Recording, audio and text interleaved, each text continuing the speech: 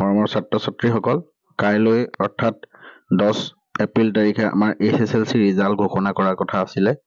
সেইটো সাধাৰণতে আমি সেই ইনফৰমেশ্যনসমূহ কি হয়, যিকোনো ধৰণৰ নিউজ চেনেল হওক, ৱেব পৰ্টেল হওক, ছ'চিয়েল মিডিয়া হওক বা গভৰ্ণমেণ্ট ৱেবছাইট হওক বা যিকোনো ধৰণৰ ৱেবছাইট বা গুগল হওক, আমাৰ মেইনলি এইবিলাক চ'ৰ্চ ফ'ল' কৰি আমি যিকোনো ধৰণৰ ইনফৰমেশ্যন পাওঁ।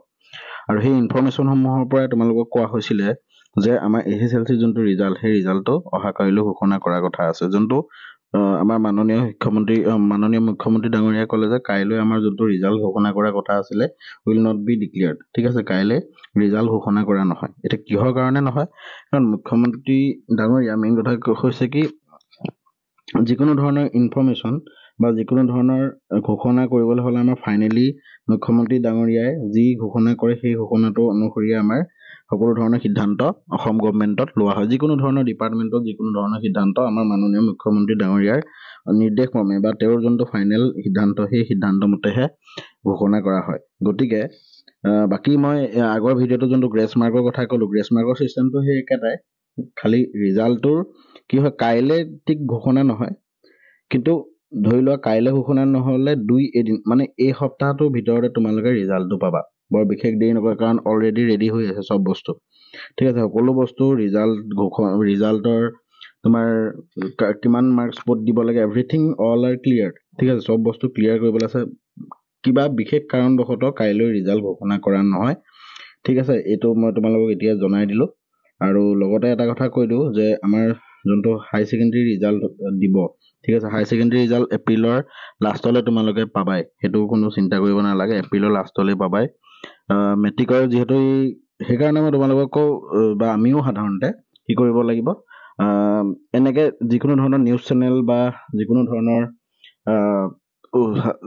ধৰণৰ ৱেবছাইট আমি বেছি ডিপেণ্ডেণ্ট হোৱাতকৈ সাধাৰণতে আমাৰ এই গভৰ্ণমেণ্ট, আমাৰ শিক্ষামন্ত্ৰী ডাঙৰীয়াই হওক বা আমাৰ কাউন্সিলৰ বৰ্ডেই হওক, ছেবাই হওক, অফিচিয়েলি যোনটো যেতিয়া এনাউন্সমেণ্ট কৰিব তেতিয়াহে আমি সেই বস্তুটো ফাইনেল সিদ্ধান্ত, বিশেষকৈ আমাৰ মুখ্যমন্ত্ৰী ডাঙৰীয়াই যোনটো সিদ্ধান্ত দিব সেইটোৱে আমাৰ ফাইনেল সিদ্ধান্ত হিচাপে আমি ল'ব লাগিব। আৰু তেতিয়ালৈকে আমি নিজে কোনো ধৰণৰ ডিচিশ্যনত আহি ল'ব নালাগিব যে আমুক টাইমতে ৰিজাল্ট দিব বা আমুক টাইমতে যিকোনো ধৰণৰ ঘটনাৰ কথা। ভৱিষ্যতলৈও আমি সেইটো কথা আগতে জানি ল'ব লাগিব যে কিবা ধৰণৰ আমি ভুৱা খবৰ বা যিকোনো ধৰণৰ খবৰ আমি প্ৰথমতে কোনো ধৰণৰ সঠিককৈ নোহোৱাকৈ আমি বস্তু এটা সিদ্ধান্ত ল'ব নালাগে। গতিকে মই যেনিবা মোৰ লগতে আৰু বহুত ইউটিউব চেনেলে ভিডিঅ'বিলাকত তোমালোকৰ ৰিজাল্টৰ কথা কৈছে, আৰু ৰিজাল্টৰ যোনখিনি ৱেবছাইট দিছোঁ সেইখিনিতে তোমালোকৰ ৰিজাল্ট ঘোষণা হ'ব, সেইটো চিয়'ৰ। ৱেবছাইটকেইটা তোমালোকে নোট ডাউন কৰি ল'বা।